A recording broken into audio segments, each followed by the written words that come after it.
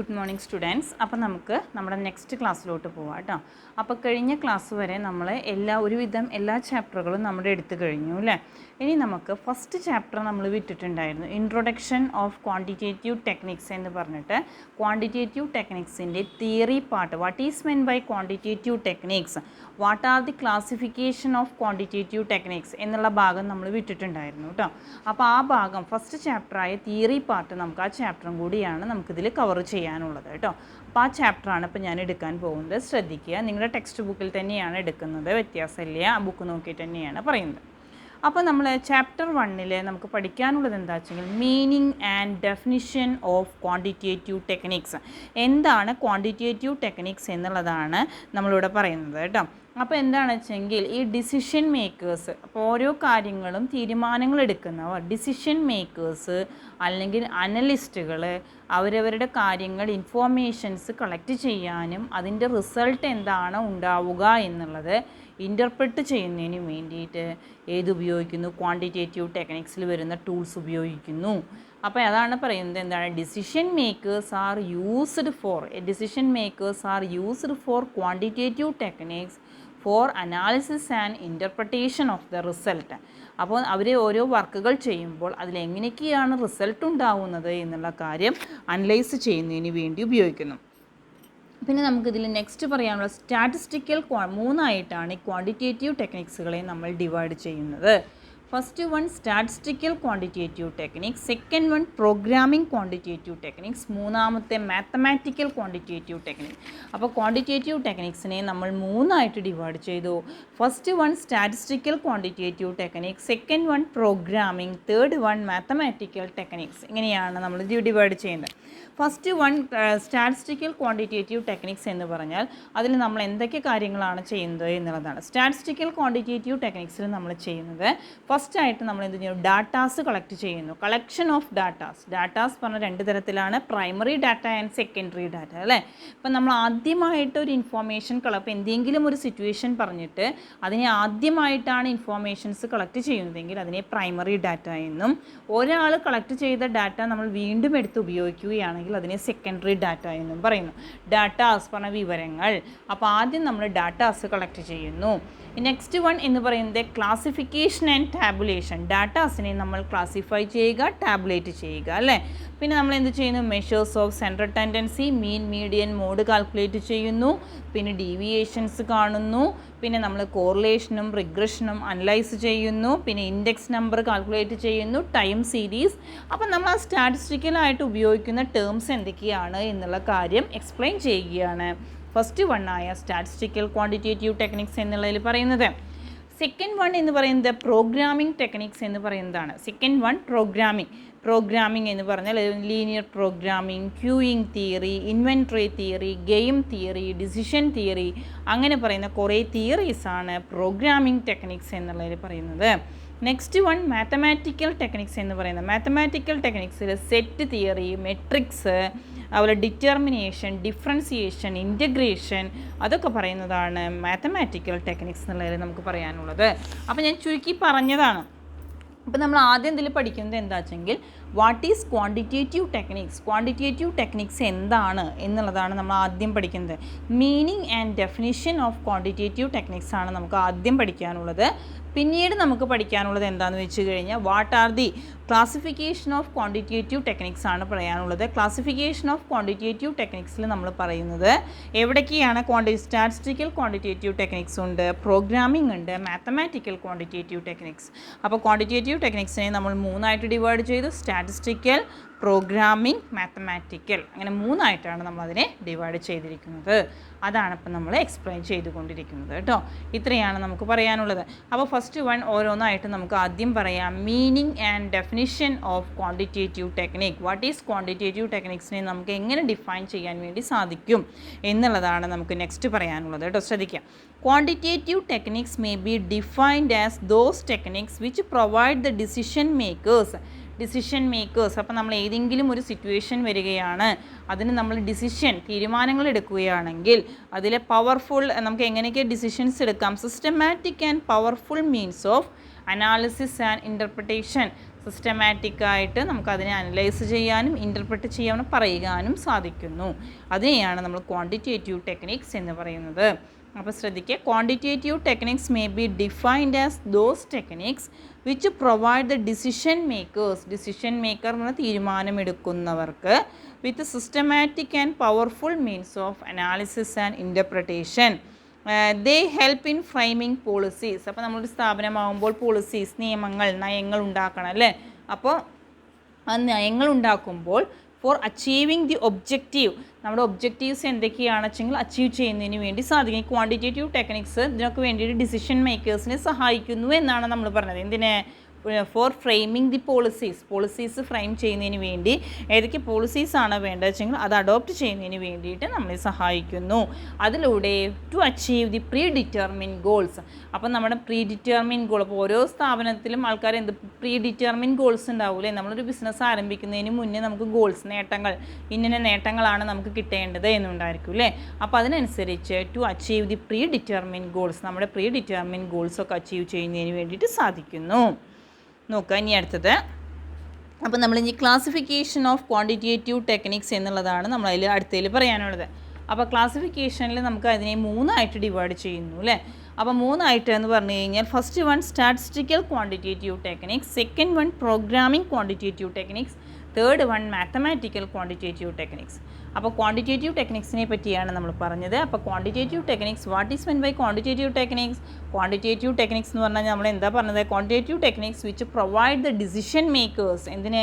Decision makers with a systematic and powerful means of analysis and interpretation. സിസ്റ്റമാറ്റിക്കായിട്ടും പവർഫുള്ളായിട്ടും കാര്യങ്ങൾ analyse ചെയ്യാനും interpret ചെയ്യുന്നതിന് വേണ്ടി സാധിക്കുന്നു എന്നുള്ളതാണ് നമ്മളതിൻ്റെ ഡെഫിനേഷനിൽ പറഞ്ഞത് അല്ലേ. ഇനി നമ്മളെ ഈ ക്ലാസിഫിക്കേഷൻ ഓഫ് ക്വാണ്ടിറ്റേറ്റീവ് ടെക്നിക്സ് ആണ് നമുക്ക് നെക്സ്റ്റ് പറയാനുള്ളത്. അതിൽ ഫസ്റ്റ് വൺ എന്ന് പറയുന്നത് statistical quantitative techniques, second one programming, third one mathematical. Quantitative ടെക്നിക്സിനെ നമ്മൾ 3 ഡിവൈഡ് ചെയ്തു. Statistical, programming and mathematical quantitative techniques എന്നിങ്ങനെ 3 ഡിവൈഡ് ചെയ്തത്. അപ്പോൾ ആദ്യത്തെയാണ് statistical quantitative techniques. First one collection of datas. Collection of data പറഞ്ഞാൽ 2 തരത്തിലാണ് നമ്മൾ ഡാറ്റാസ് കളക്ട് ചെയ്യുന്നത്, primary data and secondary data അല്ലേ. അപ്പോൾ ആദ്യമായിട്ട് നമ്മളൊരു ഇൻഫോർമേഷൻ കളക്ട് ചെയ്യുകയാണെങ്കിൽ അതിനെ പ്രൈമറി ഡാറ്റ എന്നും, ഒരാൾ കളക്ട് ചെയ്ത ഇൻഫോർമേഷൻ എടുത്തിട്ട് വീണ്ടും അതിനെപ്പറ്റി പഠിക്കുകയാണെങ്കിൽ അതിനെ സെക്കൻഡറി ഡാറ്റ എന്ന് പറയുന്നു. അപ്പോൾ ഫസ്റ്റ് വൺ സ്റ്റാറ്റിസ്റ്റിക്കൽ ടെക്നിക്കിൽ ആദ്യം സ്റ്റാറ്റിസ്റ്റിക്കൽ ടെക്നിക്കാണ് പറയുന്നത്. First one collection of datas collect ചെയ്തു. Next one classification and tabulation. അപ്പോൾ അതിൻ്റെ സിമിലാരിറ്റിക്ക് അനുസരിച്ചിട്ട് നമ്മൾ എങ്ങനെയൊക്കെയാണ് ക്ലാസ്സുകൾ വരുന്നത്, എങ്ങനെയൊക്കെയാണ് നമുക്ക് ഇൻഫോർമേഷൻ കിട്ടുന്നത്, അത് നോക്കിയിട്ട് നമ്മൾ അതിനെ ഓരോ ഗ്രൂപ്പുകളായിട്ട് ഡിവൈഡ് ചെയ്യുന്നതിനെ ക്ലാസിഫിക്കേഷൻ എന്ന് പറയുന്നു. എന്നിട്ട് നമ്മൾ അതിനെ അറേഞ്ച് ചെയ്യുന്നു, സിസ്റ്റമാറ്റിക്കായിട്ട് അറേഞ്ച് ചെയ്യുന്നു ഇൻ ടു കോളംസ് ആൻഡ് റോസിലും കോളംസിലൊക്കെ ആയിട്ട് അതിനെ സിസ്റ്റമാറ്റിക് ആയിട്ട് അറേഞ്ച് ചെയ്യുന്നതിനെ ടാബുലേഷൻ എന്നും പറയുന്നു. അപ്പം നമുക്ക് ഇൻഫോർമേഷൻസ് കളക്ട് ചെയ്യുന്നു, ആ കിട്ടുന്ന ഇൻഫോർമേഷൻ നമ്മൾ എന്ത് ചെയ്യുകയാണ്? ക്ലാസിഫൈ ചെയ്യുന്നു.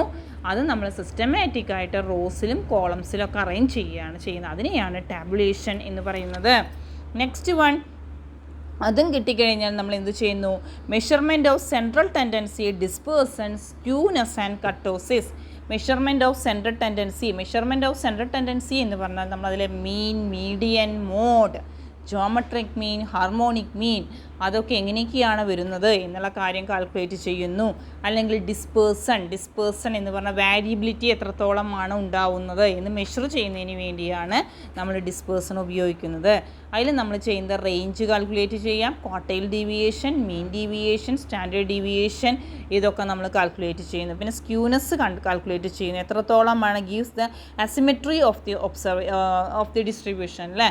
അപ്പോൾ ഡിസ്ട്രിബ്യൂഷൻ്റെ അസിമെട്രി എങ്ങനെയാണ് അതിൻ്റെ വലിപ്പം വരുന്നത്, പ്ലാറ്റിക്കർട്ടിക് ഏറ്റവും താഴത്തുള്ളതിനെ എങ്ങനെയൊക്കെയാണ് അതിൻ്റെ സ്ക്യൂനെസ് മെഷർ ചെയ്യുന്നതിന് വേണ്ടി. പിന്നെ കർട്ടോസിസ് ഉണ്ട്. കർട്ടോസിസ് പറഞ്ഞാൽ flatness and peakedness of the distribution.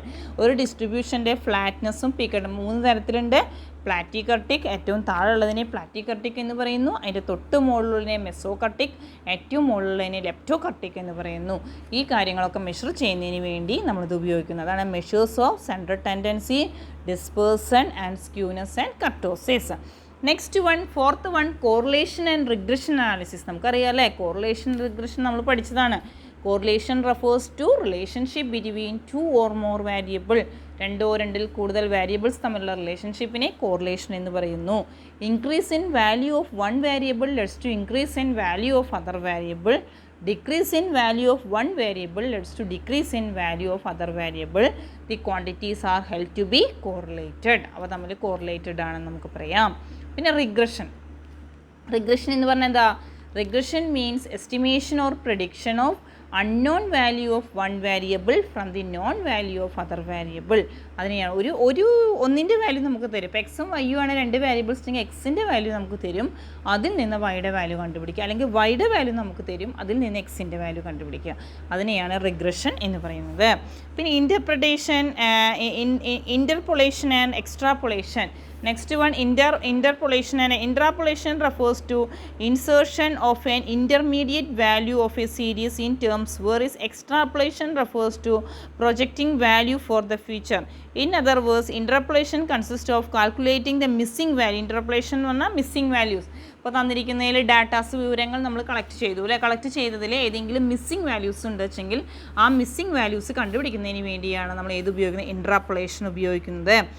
ഇൻട്രാപ്പൊളേഷൻ consist in calculating missing values. Interpolation എന്ന് പറഞ്ഞാൽ നമ്മൾ മിസ്സിംഗ് വാല്യൂസ് എവിടേക്കാണ് വരുന്നത് വെച്ചെങ്കിൽ അത് കാൽക്കുലേറ്റ് ചെയ്യുന്നതിന് വേണ്ടി ഇൻട്രാപ്പൊളേഷൻ ഉപയോഗിക്കുന്നു.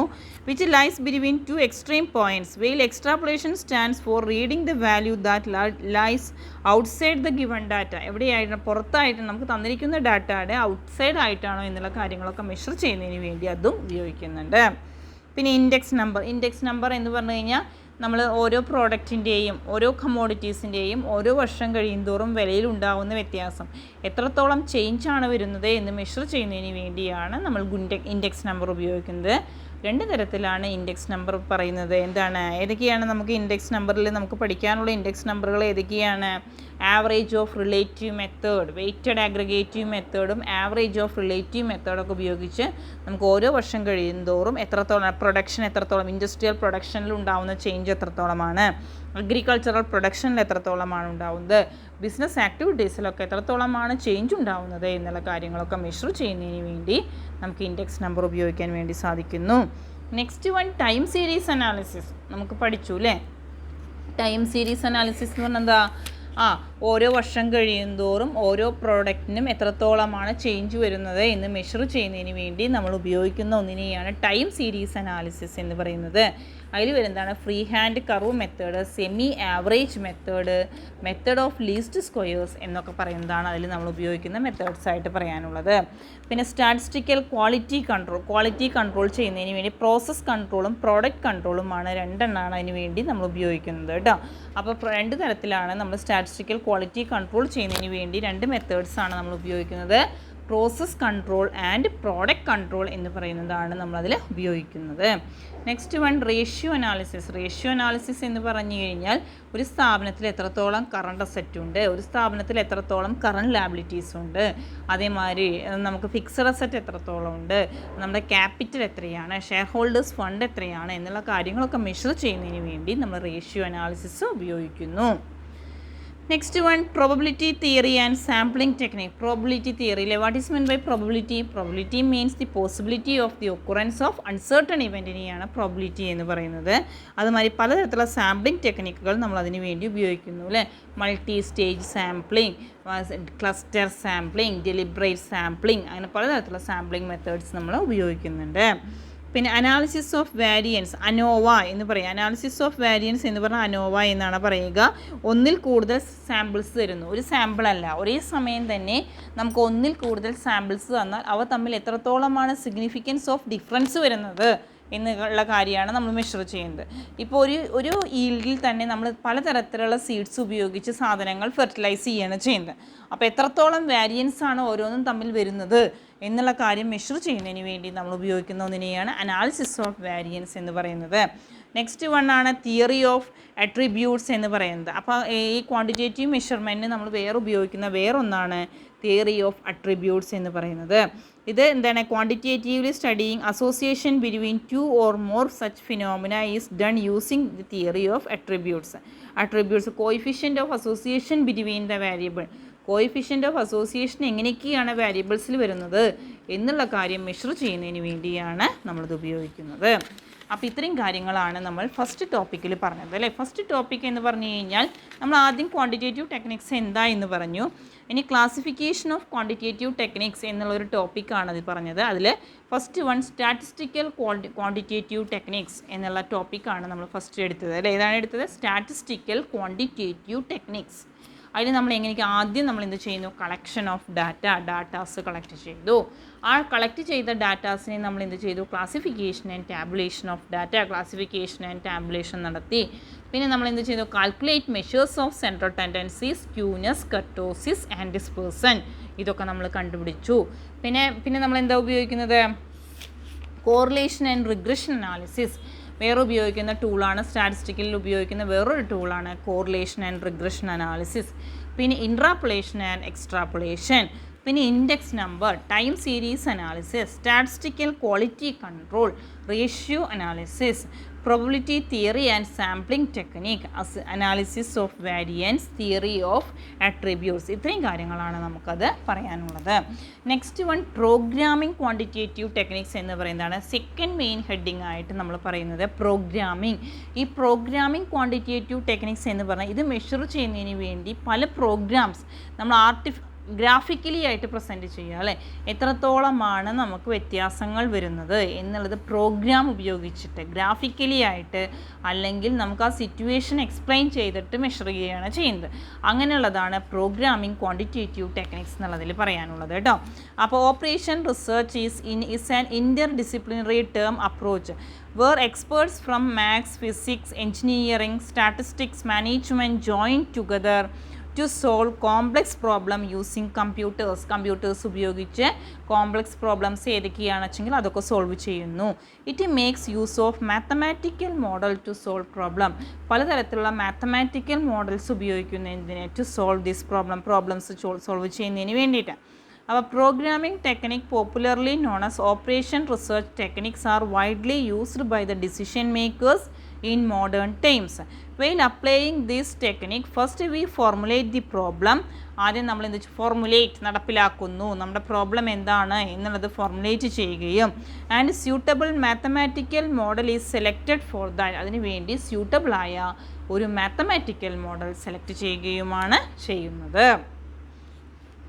അതിൽ വരുന്നത് ഫസ്റ്റ് വൺ ലീനിയർ പ്രോഗ്രാമിംഗ്. അപ്പോൾ ലീനിയർ പ്രോഗ്രാമിംഗ് എന്ന് പറഞ്ഞാൽ നമ്മൾ പറഞ്ഞു അല്ലേ, നമ്മൾ ആദ്യം സെറ്റ് ഈസ് ഈക്വൽ ടു നമ്മൾ എടുത്തു കഴിഞ്ഞിട്ടുണ്ട്. ലീനിയർ പ്രോഗ്രാമിംഗ് ക്ലാസ്സിൽ നമ്മൾ മുന്നത്തെ ക്ലാസ്സിൽ എടുത്തു കഴിഞ്ഞതാണ്. അപ്പോൾ ലീനിയർ പ്രോഗ്രാമിംഗ് എന്ന് പറഞ്ഞാൽ സെറ്റ് ഈസ് ഈക്വൽ ടു വണ്ടി ഒബ്ജക്റ്റീവ് ഫംഗ്ഷൻ. നമ്മൾ ഒബ്ജക്റ്റീവ് ഫംഗ്ഷൻ എന്താണെന്ന് നോക്കുന്നു, അതിനെ ഡിപ്പെൻഡ് ചെയ്യുന്ന കൺസ്ട്രെയിൻസ് ഏതൊക്കെയാണെന്ന് നോക്കുന്നു, അതിനനുസരിച്ച് മാക്സിമം ഓർ മിനിമം വാല്യൂസ് എന്തൊക്കെയാണ് എന്നുള്ള കാര്യം നമ്മൾ കണ്ടുപിടിക്കുന്നു അല്ലേ. അപ്പോൾ ഏത് റിസോഴ്സസ് ഉപയോഗിച്ചാലാണ് നമുക്ക് മാക്സിമം പ്രോഫിറ്റ് ക്രിയേറ്റ് ചെയ്യാൻ വേണ്ടി സാധിക്കുക അല്ലേ, ഏതൊക്കെ തരത്തിലാണ് റിസോഴ്സസ് ഉപയോഗിച്ചാൽ നമുക്ക് മാക്സിമം പ്രോഫിറ്റ് ക്രിയേറ്റ് ചെയ്യാൻ വേണ്ടി സാധിക്കും എന്നുള്ളത് മെഷർ ചെയ്യുന്നതിന് വേണ്ടി നമ്മൾ ഉപയോഗിക്കുന്ന ഒന്നാണ് ലീനിയർ പ്രോഗ്രാമിംഗ്. അപ്പോൾ it is a method used in decision making on business for obtaining the maximum or minimum values of a linear expression subject to certain given constrain. It helps to allocate scarce resources to maximize profit or minimize cost subject to many constraints. Next one, queuing theory എന്ന് പറയുന്നതാണ് next topic. Queuing theory or waiting line theory deals with a mathematical studies of queues. It minimizes the cost of both servicing and waiting. It can be used to solve എന്തൊക്കെയാണ് feasibility of adding facilities, scheduling aircraft and takeoff, assess amount and cost, waiting time. പറഞ്ഞാൽ ഈ queuing തിയറിയിൽ നമ്മൾ ഉദ്ദേശിക്കുന്ന queueing theory, waiting line theory, mathematical queues എത്രത്തോളമാണ് നമുക്ക് minimum cost എത്രയാണ് വരുന്നത്, ബോത്ത് സർവീസിങ് ആൻഡ് വെയിറ്റിംഗ്, സർവീസിങ്ങിനും വെയിറ്റിങ്ങിനും എത്രത്തോളമാണ് മിനിമം കോസ്റ്റ് വരുന്നത് എന്നുള്ള കാര്യം മെഷർ ചെയ്യുന്നതിന് വേണ്ടി നമ്മൾ ഉപയോഗിക്കുന്ന ഒന്നിനെയാണ് ക്യൂയിങ് തിയറി എന്നുള്ളതുകൊണ്ട് ഉദ്ദേശിക്കുന്നത്. നെക്സ്റ്റ് വൺ ഇൻവെൻട്രി തിയറിയാണ്. ഇൻവെൻട്രി പറഞ്ഞാൽ എന്താ, സ്റ്റോക്ക് അല്ലേ. അപ്പോൾ ഇൻവെൻട്രി തിയറി എന്ന് പറഞ്ഞാൽ എന്താ വെച്ചെങ്കിൽ inventory theory aims at optimising inventory പറഞ്ഞാൽ സ്റ്റോക്ക് ലെവൽ ക്ലിയർ ആവുന്നതിന് വേണ്ടിയിട്ട് നമ്മളിത് ഉപയോഗിക്കുന്നു.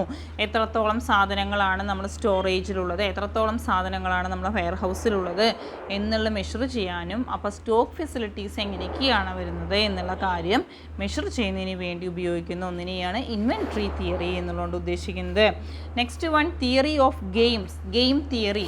എങ്ങനെയൊക്കെയാണ് നമുക്ക് ഓരോ കിട്ടാനുള്ള ചാൻസ് എങ്ങനെയൊക്കെയാണ് വരുന്നത് എന്നുള്ള കാര്യം മെഷർ ചെയ്യുന്നതിന് വേണ്ടി. It is A body of knowledge that deals with making decision under condition of conflict and competition involving 2 or more intelligent and rational opponents.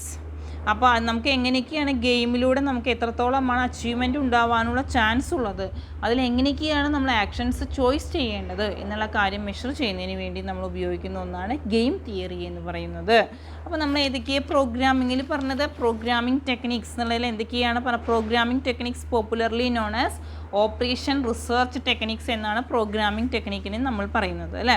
ഇത് അപ്ലൈ ചെയ്യുമ്പോൾ നമ്മൾ പ്രോബ്ലംസ് എന്തൊക്കെയാണെന്ന് വെച്ചാൽ ആദ്യം ഫോർമുലേറ്റ് ചെയ്യുക, പിന്നെ നമ്മൾ എന്ത് ചെയ്യുക, സ്യൂട്ടബിൾ മാത്തമാറ്റിക്കൽ മോഡൽ, അതിന് അനുയോജ്യമായ മാത്തമാറ്റിക്കൽ മോഡൽ ഏതാണ് വേണ്ടത് വെച്ചെങ്കിൽ അത് അപ്ലൈ ചെയ്യുക അല്ലെ, സെലക്റ്റഡ് ഫോർ ദാറ്റ്. അതിൽ വരുന്നത് ഏതൊക്കെയാണ്, linear programming, queuing theory, inventory theory, theory of games, ഇത്രയാണ് നമ്മൾ പറയുന്നത്. ഇനി ഡിസിഷൻ തിയറി നമ്മൾ പഠിച്ചു അല്ലേ, മാക്സിമം ആൻഡ് മിനിമാക്സ് ക്രൈറ്റീരിയൻ, എങ്ങനെയൊക്കെയാണ് നമ്മൾ ഡിസിഷൻസ് എടുക്കേണ്ടത്. അപ്പോൾ decision making under certainty, decision making under risk, decision making under uncertainty, അങ്ങനെ 3 ആയിട്ടാണ് നമ്മൾ അതിനെ ഡിവൈഡ് ചെയ്യുന്നത് അല്ലേ. അപ്പോൾ decision theory is concern with taking sound and timely decision under ശരിയായ സമയത്ത് ശരിയായ തരത്തിൽ നമ്മൾ തീരുമാനങ്ങൾ എടുക്കുക അല്ലേ. അപ്പോൾ അതിൽ condition of certainty, uncertainty, risk, competition, conflict ഇങ്ങനെയൊക്കെ ഉണ്ടാകുമ്പോൾ നമ്മൾ എങ്ങനെയൊക്കെയാണ് തീരുമാനങ്ങൾ എടുക്കേണ്ടത് വെച്ചെങ്കിൽ അത് അനലൈസ് ചെയ്യാം. Next one network analysis. Network analysis എന്ന് പറഞ്ഞാൽ ഒരു കാര്യം പ്ലാൻ ചെയ്യുക, ഓർഗനൈസ് ചെയ്യുക, കൺട്രോൾ ചെയ്യുക, കോർഡിനേറ്റ് ചെയ്യുക, അതിനൊക്കെ വേണ്ടി നമ്മൾ ഉപയോഗിക്കുന്ന ഒന്നിനെയാണ് നെറ്റ്വർക്ക് അനാലിസിസ് എന്നുള്ളതിൽ. അതിൽ നമ്മൾ ഉപയോഗിക്കുന്ന 2 ടേംസാണ് PERT and CPM, program evaluation and review ടെക്നിക്കും ക്രിട്ടിക്കൽ പാത്ത് മെത്തേഡ് എന്നുള്ള 2 മെത്തേഡുകളാണ് നമ്മളതിന് വേണ്ടിയിട്ട് അഡോപ്റ്റ് ചെയ്യുന്നത്. നെക്സ്റ്റ് വൺ സിമുലേഷനാണ് പറയുന്നത്. സിമുലേഷൻ എന്ന് പറഞ്ഞാൽ expressed mathematically due to large number of variable and complexity involve. അപ്പോൾ കോംപ്ലക്സ് ആയ വളരെ വിഷം പിടിച്ച വേരിയബിൾ വളരെ സിമ്പിളായിട്ട് മെഷർ ചെയ്യുന്നതിന് വേണ്ടി നമ്മൾ ഉപയോഗിക്കുന്ന ഒരു ടെക്നിക്കിനെയാണ് സിമുലേഷൻ എന്ന് പറയുന്നത്. അപ്പോൾ simulation is the imitation of the operation of process or system over time. Simulation എന്ന് പറഞ്ഞാൽ imitation of the operation process and system of overtime. Simulation is used mainly in simulation of technology, safety engineering, അതിലൊക്കെയാണ് കൂടുതലായിട്ട് ഉപയോഗിക്കുക. Testing, training, education, video games, അതിലൊക്കെയാണ് നമ്മൾ simulation ഉപയോഗിക്കുന്നത്. Next one നമുക്ക് പറയാനുള്ളത് സെർച്ച് തിയറിയാണ്. സെർച്ച് തിയറിയിൽ ഒന്നുമില്ല, നമ്മളിത് ചെയ്യുന്നു, അഡ്വർടൈസ്മെൻറ്റ് കാര്യങ്ങളൊക്കെ കൊടുത്ത് advertisement four customers, HR human resource department search for good executives, companies search for good employees ഒക്കെ അന്വേഷിച്ച് കണ്ടെത്തുകയാണ് ചെയ്യുന്നത്. Next one replacement theory. Replacement theory എന്ന് പറഞ്ഞു കഴിഞ്ഞാൽ റീപ്ലേസ് ചെയ്യുക, വല്ല എക്യൂപ്മെൻറ്റ്സ് ഒക്കെ ഉണ്ടാവില്ലേ, മെഷീൻസ്, സാധനങ്ങളൊക്കെ നമ്മൾ പ്രൊഡക്ഷനൊക്കെ വേണ്ടി പർച്ചേസ് ചെയ്തിട്ടുണ്ടായിരിക്കും അല്ലേ, അതൊക്കെ റീപ്ലേസ് ചെയ്തിട്ട് നമ്മൾ പുതിയൊരു സാധനം ഫിറ്റ് ചെയ്യുക അല്ലെ, പുതുതായി ഫിറ്റ് ചെയ്യുന്നതിന് വേണ്ടി എന്തൊക്കെ കാര്യങ്ങളാണ് പറയുന്നത് വെച്ചെങ്കിൽ അതാണ് റീപ്ലേസ്മെൻറ്റ് തിയറി എന്നുള്ളതിൻ്റെ ഉദ്ദേശിക്കുന്നത്. അപ്പോൾ replacement theory in operation research is used in the decision making process for replacing a used equipment with a substitute. Next one assignment problem. Next one assignment problem ആണ് പറയുന്നത്. അസൈൻമെൻറ്റ് പ്രോബ്ലം എന്ന് പറഞ്ഞു കഴിഞ്ഞാൽ assigning various jobs to workers. അപ്പോൾ ഒരു സ്ഥാപനത്തിൽ നമ്മൾ join ചെയ്ത് കഴിഞ്ഞാൽ അവിടെ പലതരത്തിലുള്ള ജോലികളുണ്ടായിരിക്കും അല്ലേ.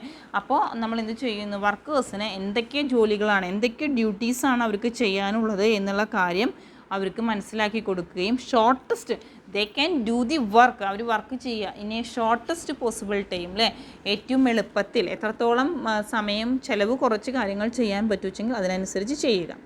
പിന്നെ transportation problem comes with special procedure for finding out minimum cost for distributing minimum homogeneous product അല്ലേ. ഒരേപോലത്തെ പ്രോഡക്റ്റുകളെയാണ് ഹോമോജീനിയസ്, വ്യത്യസ്ത തരത്തിലുള്ള പ്രോഡക്റ്റുകളാണ് ഹെട്രോജീനിയസ് അല്ലേ. അപ്പോൾ ഹോമോജീനിയസ് പ്രോഡക്റ്റുകൾ എത്തിക്കുന്നതിന് വേണ്ടി എത്രത്തോളമാണ് മിനിമം കോസ്റ്റ് വരിക എന്നുള്ള കാര്യം മെഷർ ചെയ്യുന്നതിന് വേണ്ടി ട്രാൻസ്പോർട്ടേഷൻ കോസ്റ്റ് നമ്മൾ ഉപയോഗിക്കുന്നുണ്ട്. ഇതൊക്കെയാണ് നമ്മൾ ഇതിൽ പറഞ്ഞത് പ്രോഗ്രാമിംഗ് ക്വാണ്ടിറ്റേറ്റീവ് ടെക്നിക്സ് എന്നുള്ളൊരു ടോപ്പിക്കാണ് നമ്മൾ പറയുന്നത് അല്ലേ. അതിലും നമ്മൾ പറഞ്ഞ linear programming, queuing theory, inventory theory, theory of games, decision theory, network analysis, simulation, search theory, replacement theory, assignment problem, transportation problem, ഇത്രയും കാര്യങ്ങളാണ് നമുക്കതിൽ പറയാനുള്ളത്. Next one other programming techniques എന്നുള്ളതാണ് പറയാനുള്ളത്. അതിൽ non linear programming, integer programming, quadratic programming, parametric programming, പിന്നെ സീക്വൻറ്റിംഗ്, അൽഗോരിതമെറ്റിക് programming എന്നുള്ള കാര്യങ്ങൾ, ഗോൾ പ്രോഗ്രാമിംഗ് എന്നുള്ളതൊക്കെയാണ് നമുക്കതിൽ പറയാനുള്ളത്. അതൊക്കെ ജസ്റ്റ് പോയിൻ്റ് എന്തൊക്കെയാണെന്ന് മനസ്സിലാക്കുക. അതിൽ വരുന്ന നോൺ ലീനിയർ പ്രോഗ്രാമിംഗ് എന്ന് പറഞ്ഞു കഴിഞ്ഞാൽ linear programming assume linearity of all variable. Non linear programming helps to find out optimum solution. അപ്പോൾ നമുക്ക് എന്തെങ്കിലും ഒരു പ്രത്യേക സിറ്റുവേഷൻ വന്നാൽ അതിന് എങ്ങനെ ചെയ്താലാണ് നമുക്ക് അതിന് യഥാർത്ഥത്തിലുള്ള സൊല്യൂഷൻ കണ്ടെത്താൻ വേണ്ടി സാധിക്കുക വെച്ചെങ്കിൽ ഒപ്റ്റിമം സൊല്യൂഷൻ. പിന്നെ ഇൻറ്റിജർ പ്രോഗ്രാമിംഗ് എന്നുള്ളതാണ് പറയുന്നത്. ഇൻറ്റിജർ പ്രോഗ്രാമിന് integral numbers or whole numbers ഒക്കെ ഉപയോഗിച്ച് നമ്മൾ കാണുക. പിന്നെ ക്വാഡ്രാറ്റിക് ഇക്വേഷൻസ് ഉപയോഗിച്ചിട്ട്, പാരാമെട്രിക് പ്രോഗ്രാമിംഗ്, അതൊക്കെ ജസ്റ്റ് പോയിൻറ്റ്സ് മാത്രമാണ് നമുക്ക് ആവശ്യമുള്ളൂ കേട്ടോ. ഗോൾ പ്രോഗ്രാമിംഗ്, ഇതൊക്കെയാണ് അതിൽ പറയുന്നത്. അപ്പം നമ്മൾ ഇന്നത്തെ ക്ലാസ്സിൽ 2 തരത്തിലുള്ളതാണ് ഇപ്പം നമ്മൾ പറഞ്ഞത് അല്ലേ. 2 ടൂൾസ് പറഞ്ഞു അല്ലേ. അതിപ്പോൾ ഒന്നും കൂടി നമുക്ക് എക്സ്പ്ലെയിൻ ചെയ്യാം. നമ്മളിപ്പോൾ പറഞ്ഞത് എന്തൊക്കെ കാര്യങ്ങളാണ് ഈ ക്ലാസ്സിൽ പറഞ്ഞത് എന്നുള്ളത് ശ്രദ്ധിക്കാം. അപ്പോൾ ആദ്യം നമ്മൾ പറഞ്ഞത് ക്വാണ്ടിറ്റേറ്റീവ് ടെക്നിക്സ് എന്താണെന്ന് പറഞ്ഞു അല്ലേ. അപ്പോൾ ഡിസിഷൻ മേക്കേഴ്സ് പോളിസി ഫോർമുലേറ്റ് ചെയ്യുന്നതിന് വേണ്ടി ഉപയോഗിക്കുന്ന ഒരു മെത്തേഡാണ് ക്വാണ്ടിറ്റേറ്റീവ് ടെക്നിക്സ് എന്ന് പറയുന്നത് അല്ലേ. അപ്പോൾ അതിനനുസരിച്ച് നമ്മുടെ ഡിസിഷൻ പോളിസീസ് എന്തൊക്കെയാണ്, framing the policies of the organisation അല്ലേ. അപ്പോൾ അതുപയോഗിച്ച് നമുക്ക് നല്ല രീതിയിൽ നമ്മുടെ പോളിസീസ് ഫ്രെയിം ചെയ്യാനും നമ്മുടെ ഇൻഡസ്ട്രീസിലായാലും ബാക്കി എല്ലാ ഫീൽഡിലായാലും നല്ല രീതിയിൽ അപ്ലൈ ചെയ്യാനും സാധിക്കും എന്നുള്ളതാണ് പറയുന്നത്. Next one classification of quantitative techniques ആണ് പറഞ്ഞത് അല്ലേ. ക്ലാസിഫിക്കേഷൻ ഓഫ് ക്വാണ്ടിറ്റേറ്റീവ് ടെക്നിക്സിനെ നമ്മൾ 3 ഡിവൈഡ് ചെയ്ത് statistical, programming and mathematical quantitative technique. ഇപ്പോൾ 2 എണ്ണമാണ് നമ്മൾ ഈ ക്ലാസ്സിൽ എക്സ്പ്ലെയിൻ ചെയ്തത്. ഏതൊക്കെ statistical and programming. First one സ്റ്റാറ്റിസ്റ്റിക്കലിൽ നമ്മൾ പറഞ്ഞു, നമ്മൾ ആ ഓർഡറിൽ നമ്മൾ സ്റ്റാറ്റിസ്റ്റിക്സ് പഠിച്ചിട്ടുണ്ടല്ലോ, ആ ഓർഡറിലുള്ള കാര്യങ്ങളാണ് നമുക്ക് പറയാനുള്ളത്. സ്റ്റാറ്റിസ്റ്റിക്കൽ ക്വാണ്ടിറ്റേറ്റീവ് ടെക്നിക്സ് ആദ്യം ഡാറ്റാസ് കളക്ട് ചെയ്യുന്നു, അതിനെ classification, tabulation, measures of central tendency, dispersion, skewness, kurtosis. പിന്നെ നമ്മൾ എന്താ ചെയ്യുക, അടുത്തെന്താ നമ്മൾ ചെയ്യുന്നത്, correlation and regression analysis, index number, time series analysis, അങ്ങനത്തെ കാര്യങ്ങളൊക്കെയാണ് അതിൽ വരുന്നത്. നെക്സ്റ്റ് നമ്മൾ പറഞ്ഞത് ഏതായിരുന്നു, പ്രോഗ്രാമിംഗ് ടെക്നിക്സ് ആണ് പറഞ്ഞത്. പ്രോഗ്രാമിംഗ് ടെക്നിക്സിൽ നമ്മൾ പറയുന്നത് ലീനിയർ പ്രോഗ്രാമിംഗ്, പിന്നെ എന്ത് പറയുന്നത്, ക്യൂയിങ് തിയറി, ഇൻവെൻറ്ററി പറഞ്ഞ സ്റ്റോക്ക്, ഇൻവെൻറ്ററി തിയറി, പിന്നെ നമ്മൾ പറഞ്ഞു theory of games, decision theory, network analysis, simulation, search theory, replacement theory, assignment problem, transportation problem, ഈ കാര്യങ്ങളൊക്കെയാണ് പിന്നീട് നമ്മൾ പറഞ്ഞത് കേട്ടോ. അപ്പോൾ ഇത്രയും കാര്യങ്ങളാണ് നമ്മൾ ഈ ക്ലാസ്സിൽ പറഞ്ഞത്. ഇനി നമുക്ക് ഒരെണ്ണം കൂടിയാണ് അതിൽ പറയാനുള്ള, മാത്തമാറ്റിക്കൽ ടെക്നിക്സും കൂടിയാണ് എക്സ്പ്ലെയിൻ ചെയ്യാനുള്ളത്. അത് നെക്സ്റ്റ് ക്ലാസ്സിൽ പറയാം. അപ്പോൾ ഇതുവരെയൊക്കെ മനസ്സിലായിട്ടുണ്ടാവുമെന്ന് വിചാരിക്കുന്നു. എന്തെങ്കിലുമൊക്കെ സംശയങ്ങളുണ്ടെങ്കിൽ ചോദിക്കുക കേട്ടോ. ശരി, ഓക്കെ.